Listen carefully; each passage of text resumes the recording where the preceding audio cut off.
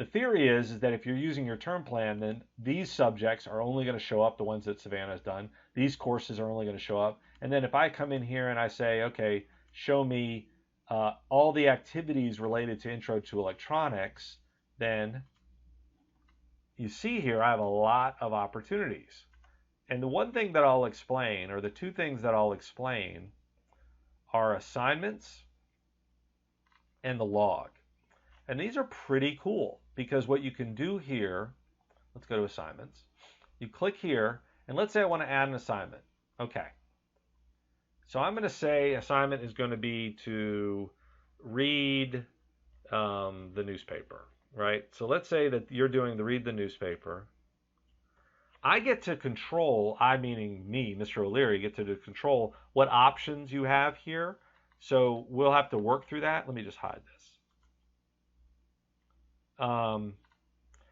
The key thing here is, ignore this, the key thing here is that you get to decide how often this should happen. So let's say you want to have this happen daily, and this should default to these all being checked, right? And then the key thing is I want all my kids to have this assignment show up on their to-do list. And then here is really the key piece. How do I want the student to indicate that they have done it? So I can do a check off. That won't change. I can have them have to enter comments. I can have them do a check off. I can have them do a progress bar, which is kind of cool, where it will track how far along they are. I can ask them to record the number of minutes that they've done, or the number of pages that they've done, or the number of lessons that they've done. I guess that one doesn't show up. Number of the score that they have done. So this is where, and I should be able to give you complete freedom here, but this is where this could be something that says I want them to upload something, right? So when you're creating the assignment, you're identifying how you want your student to record their progress. Why is that important? I go save my assignment, and look here. When I go to assignments, so let's say I'm the student and I'm logging in, and I see, because I'm Joey, I'm only going to see the assignments that you have identified for me that are daily assignments or whatever. But here's the key, and this isn't really indicative, or it doesn't really demonstrate because it doesn't have the options built in. But so let's say I say that I want all of these to be check off progress. So I click read the newspaper. All right, what's cool about that, and this is the key, is that when I did that, it has created an entry in my log that says that I read the newspaper on this day. So if I am saying, let's say you're wanting your student to go into a certain website and complete lessons, or you want them to check off daily activities, the key element from your perspective in terms of managing their progress is them entering stuff into the log. But they don't have to necessarily type a bunch of things to enter stuff into the log. Entering stuff in the log can be as easy as I practice my piano.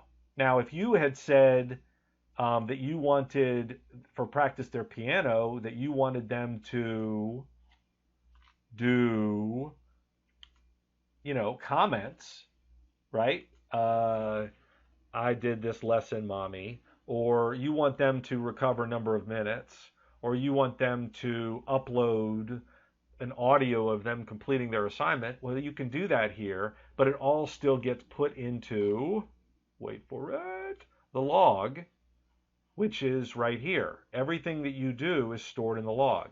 This is what they did today. This is what they should be doing today. This is what are the larger things that they're working on, right? The courses that they're taking, if you're doing courses. And this is where are they taking it? What resources are they using? And as you can see here, I'm going to have a situation where you can do books, right? And so if you go back to your assignment, it could just be, how many pages did you read today?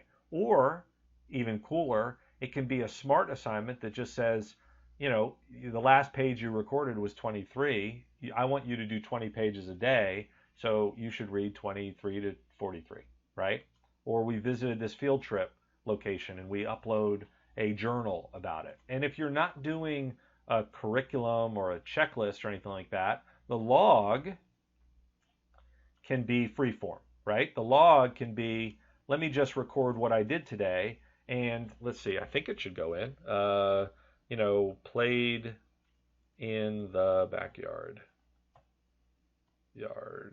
looking for shells or something.